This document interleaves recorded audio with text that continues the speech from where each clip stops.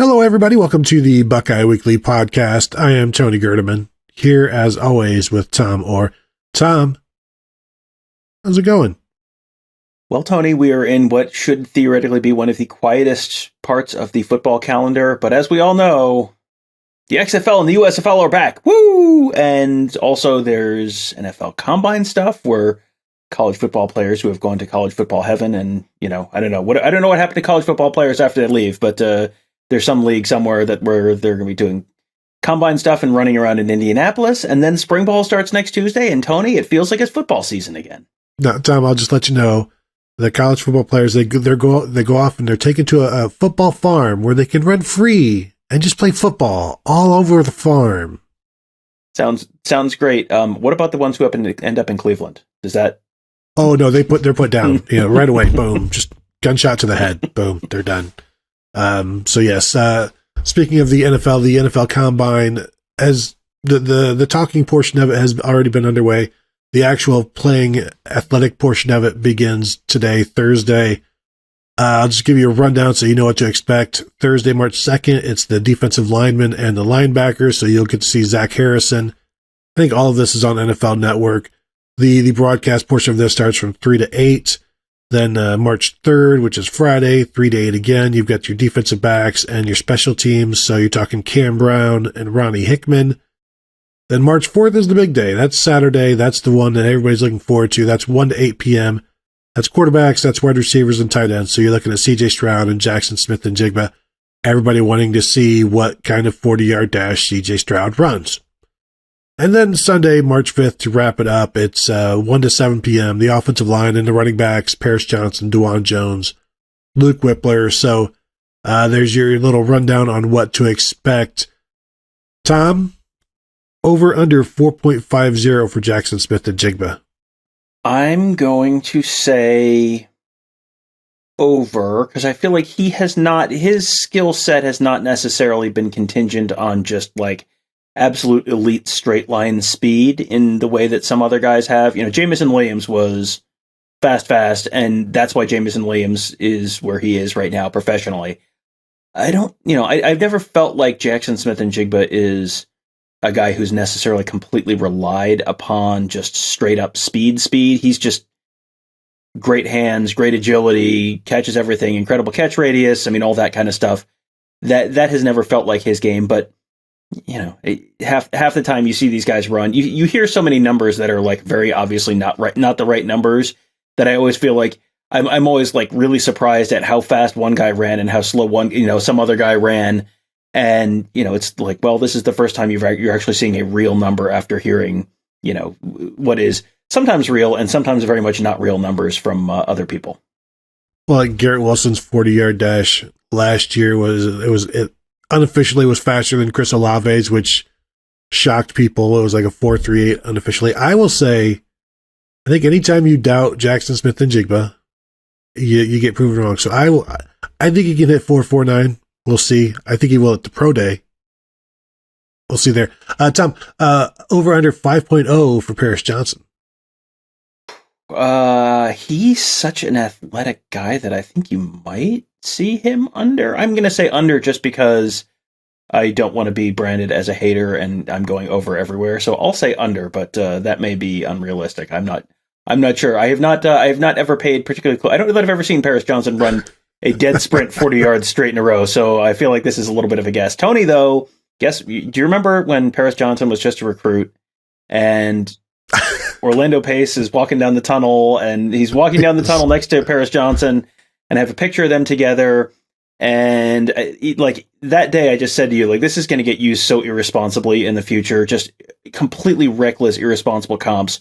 I was, I think at hockey practice, coaching hockey last Friday night and got a message from the NFL Network news desk asking if they could use my photo of Paris Johnson and Orlando Pace in their coverage.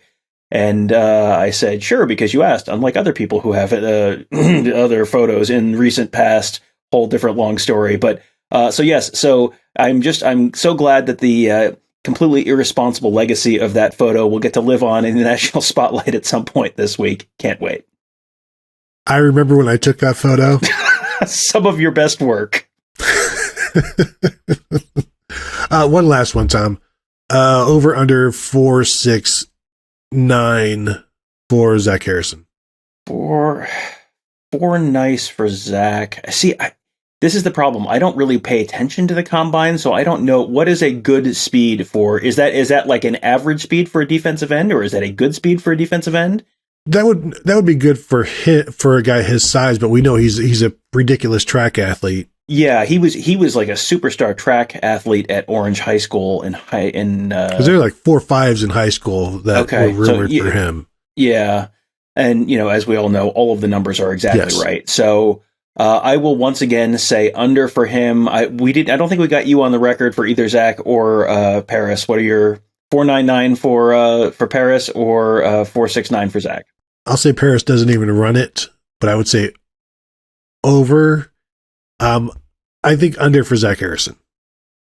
I like you betting the don't come line on the Paris Johnson 40. Like, no, he's not going to run it. That's like, all right, cool. Are we playing craps? What is going on here? So that's you've all got that to look forward to this week actually. So now is our final position preview for the spring. We've touched on every position. Now it's time to look at the Ohio State cornerbacks, who will have, as of this moment, 6 healthy scholarship cornerbacks for practice. 4 of them were on the team last year. 1 is a transfer from Ole Miss. The other is a true freshman, Germain Matthews. So you got your 6 healthy cornerbacks. You got your Denzel Burke, your Jordan Hancock, Jair Brown, Davison Igbinosun, Ryan Turner, Germain Matthews. That's about what we know on this team. We know, obviously, Denzel Burke, 2-year starter, an established guy. Tim Walton said that he's a returning starter. He's not the starter. He's not a starter. There are no starters yet. We'll see if there are starters coming out of the spring, but that's the fact that they have 6 guys, and the bigger fact is that they're healthy, but it doesn't mean anything in the spring. If they could have 6 healthy guys in the season, they would have taken that and ran with it last year. They didn't have that.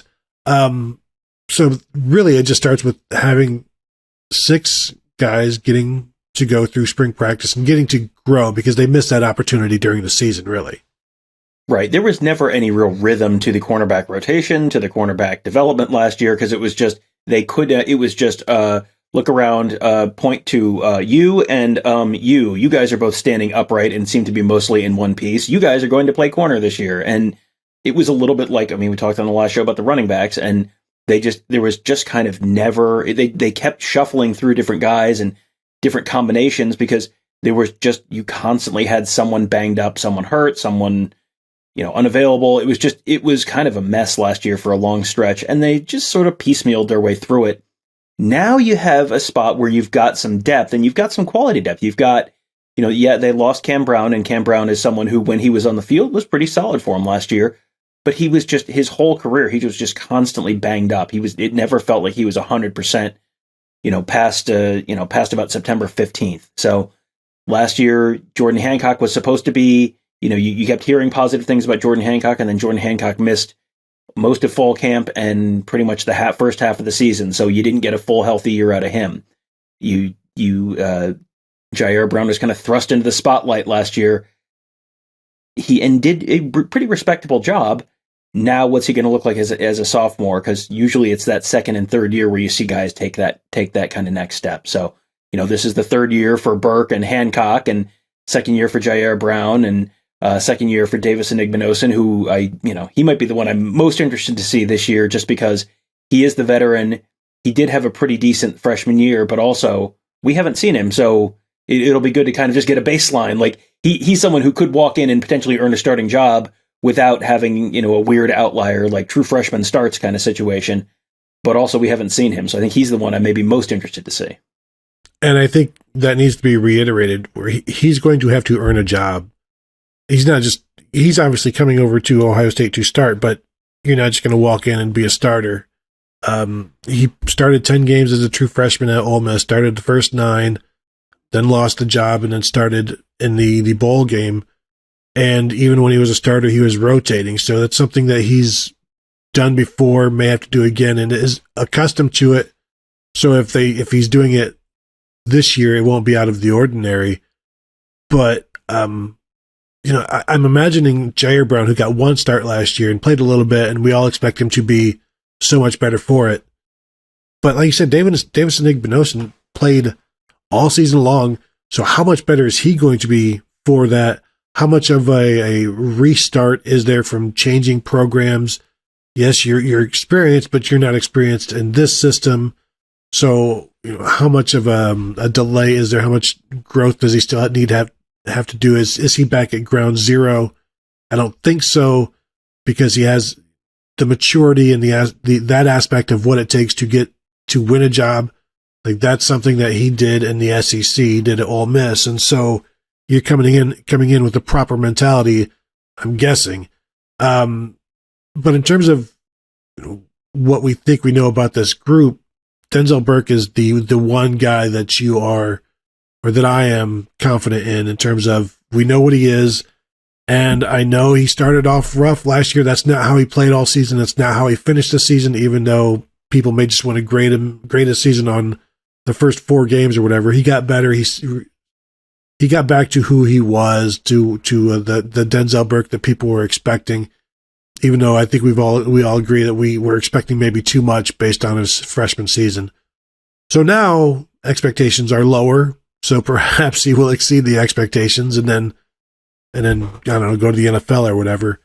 But I expect him to be the number one in spring. I expect also to see Jordan Hancock, Jair Brown, Davison Igbinosun, like all 4 of those guys are going to be getting reps with the ones, and on any given play, it could be any 4 of those guys in there. Yeah, I think you've got that exactly right, where, I know they don't want to say Denzel Burke as a starter, but Denzel Burke feels like, just in terms of experience, in terms of, what we've seen on the field at Ohio State from him so far, he is pretty clearly the number one guy there right now. If someone else jumps over him, that's probably good news, because that means someone else is playing. I feel like you kind of know what the floor is for him, and the floor is kind of reasonably high for him, because you've sort of seen, even in his worst moments, he's not terrible, he's not bad. So you have at worst probably an average Big Ten cornerback, and potentially a lot more there. Some of the other guys, Jordan Hancock, you've heard wonderful things about Jordan Hancock for 2 years. We just haven't really gotten to see it because of injuries. So we'll see. The ceiling is very high there as well, but I think the floor is a little lower, just because you haven't really seen it necessarily from him yet as much as you have with Burke and Jair Brown. I think he's someone where you feel like the floor is at a probably not quite as high a level as Burke, but he's someone who should be at least a playable corner this year, and Igbinosun is kind of the same way. And then, the talent is there with all of those guys. These are all guys who were very highly recruited guys coming out of high school, and they're athletic, and they had, the ability is there, and it's just how much are they going to be developed? How quickly can Igbinosun, to your point, pick up the defense and all that? So, but to have 4 corners like that, where they are at least a little bit proven, a little bit battle tested in one way or another, that feels like this is a luxury that Ohio State has not had going into the spring very often in the past. Because I can look at all 4 of these guys, and you pick any 2 of those guys, and if you go into the season knowing like, well, those are the 2 starters, I don't feel like there's this sense of panic or like, uh-oh, you're in trouble. You just keep going back to the way people have talked about Jordan Hancock when he is healthy. That's what I go based on more than what we've actually seen him do, because we haven't really gotten to see him do much. And then you see what Jair Brown was able to do in kind of a surprising fashion. We weren't really expecting that to happen. And obviously Davison Igbinosun has been a starter. So like I feel like those 4 there's confidence in. I will say if Jordan Hancock, something happens in spring, he gets injured again, now at this point you have a label. Like now, like Cam Brown would always come up with an injury.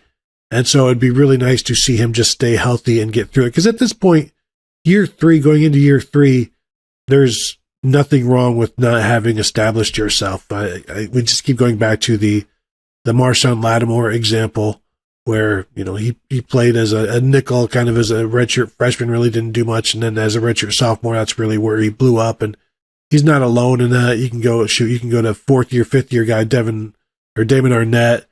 You know, so there's it doesn't have to happen by year 2 for somebody to be a great corner.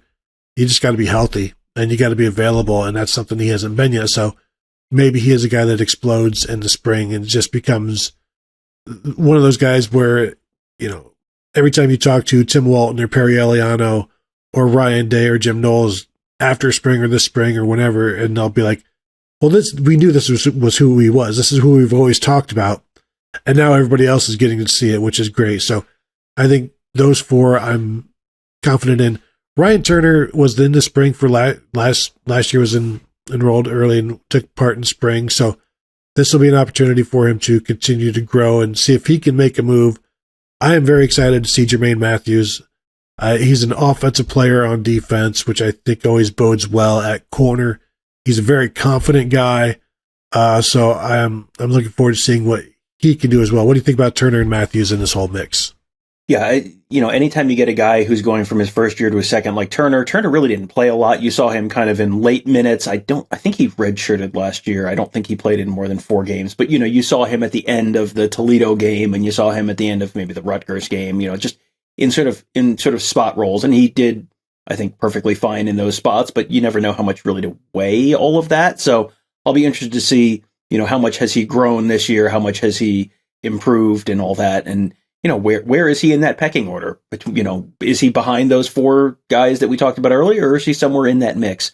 And then Matthews is one of those guys where I think the spectrum of possible outcomes for him is maybe the highest. You know, he might be someone who you really just see on special teams this year, and you know, maybe plays in the sort of Ryan Turner role from last year where, you know, hey, they're playing, you know, whoever, Western Kentucky, and it's the 4th quarter and they're up 63-6, and, you know, and then he's getting snaps then.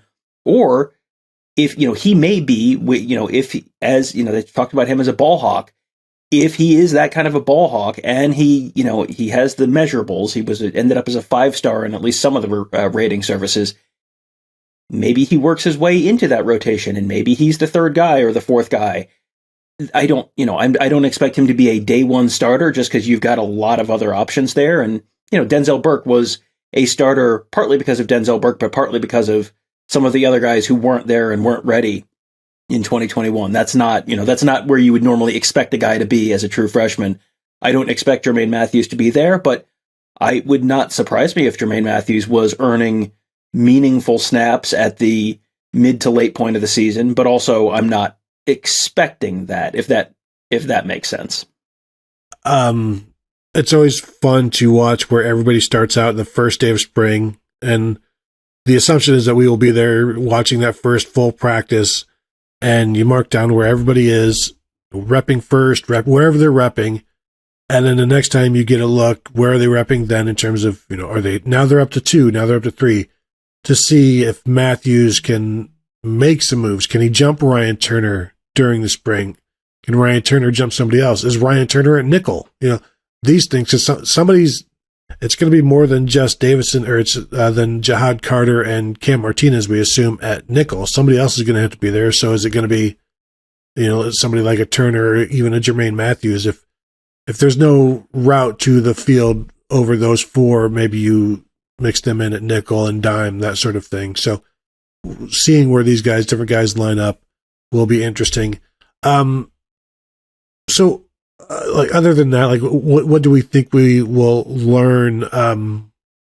I do think there will be more than just 2 guys playing, and not just because of injury.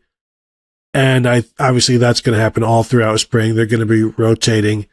But do you think, will they find a consistent pair of starters out of the spring?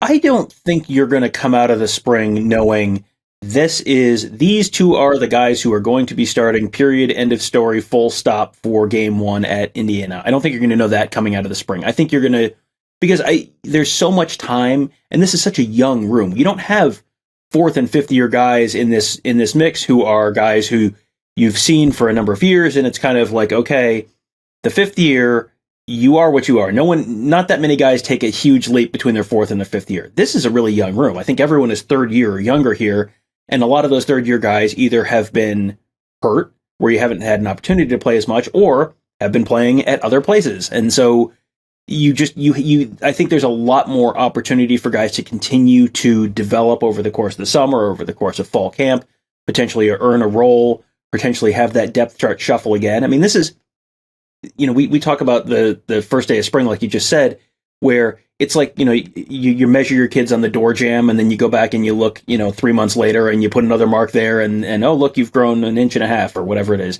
And you mark the first one and it doesn't really mean anything, and then you sort of see, and then sometimes they grow an inch and a half, and sometimes they grow half an inch, and it's not necessarily going to be a linear thing where it's day 1 and then day 15 of the spring, and it's like, okay, everyone has, this is the final verdict.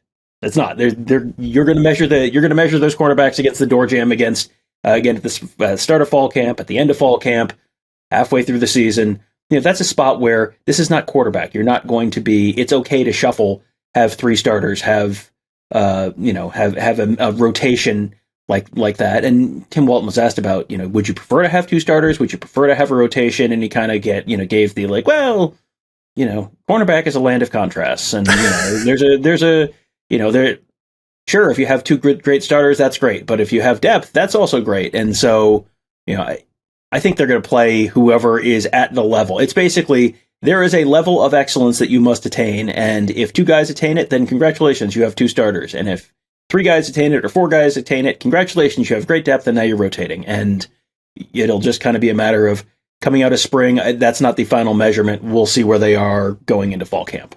Because if it's the Brian Hartline thing where, well, we don't want to play anybody that's not at that level, and it's like, well, you can't expect other people to be at Marvin Harrison's level. You gotta move that marker down some and go from there. Let's go to the listener question. Same question we had on the last episode, but it's about this position. Yeah, so from at Schwal55, again, the Tale of Two Cities position group. How does Ohio State manage the numbers at cornerback? He says too few cornerbacks. Do they have too few cornerbacks? I don't know that I agree with the premise of the question here. Yeah, that was my hang up as well, because and maybe we are just too high on the corners, because obviously each of these corners mentioned had their downs last year. Even Davis and Igbinosun getting benched essentially at Ole Miss. So it's not like you've got this room of immaculate defenders, but also you've got a room full of guys that are experienced, are talented, have dealt with injuries, and if they could just stay healthy. We saw Denzel Burke, what he could do as a true freshman when he was healthy. He had injuries last year. Jordan Hancock, we've already talked about that, but I think they've got 4 that they can play, and maybe more than that, but those top 4, I think if they're just healthy, they've got the numbers. They've got plenty of numbers, because I'm not selling any of these guys at this point. No, I don't think I am either. And with 6 guys, I think you're still kind of working out some of the numbers issues they've had in the past, and classes where, hey, Ryan Watts isn't here anymore. Hey, Legend Cavazos isn't here anymore. Some of the the guys who've transferred out, you're still working through that, those guys in the system a little bit, but they've brought in some deep classes the last couple of years. You bring in a transfer like Igbinosun, who's, immediately a quality addition to the room. I think numbers wise, they're fine. I think the days of having 8, 9 corners in that room that are, all scholarship guys and all guys who you're feeling, could be contributors this year. Like I think those days are gone with the portal. There's just too much turnover. I would say, without looking at all the other position groups in the Big Ten, how many other Big Ten teams would be happy to have 6 cornerbacks of this caliber? I would guess the answer is literally all of them. And so, yeah, this is a team where I think the floor I talked about the floor for each individual guy. I think the floor for the unit on the whole is average to slightly above average Big Ten. Like, that's the floor. If you have injuries, if you have guys not develop, you're still probably going to be at least okay-ish as a Big Ten team. And the ceiling is, not quite Sean Springs lining up next to Antoine Winfield, but the ceiling is like, oh, you've got a couple really good corners, and, is someone going to turn into a Jeff Okudah this year? I don't know, but, they have had enough kind of good first-round corners. The ceiling this year is probably you have a first-round corner and you have another guy who's, maybe late first round, early second round kind of thing. That's probably about your best-case scenario, but if you're anywhere even close to that, that's going to be pretty good. They don't have to shut everyone out this year. They're going to score a point here or there. So if they just have decent to good cornerback play, or even very good cornerback play, not even, to the excellent level, I think that's going to be a big step forward for this defense.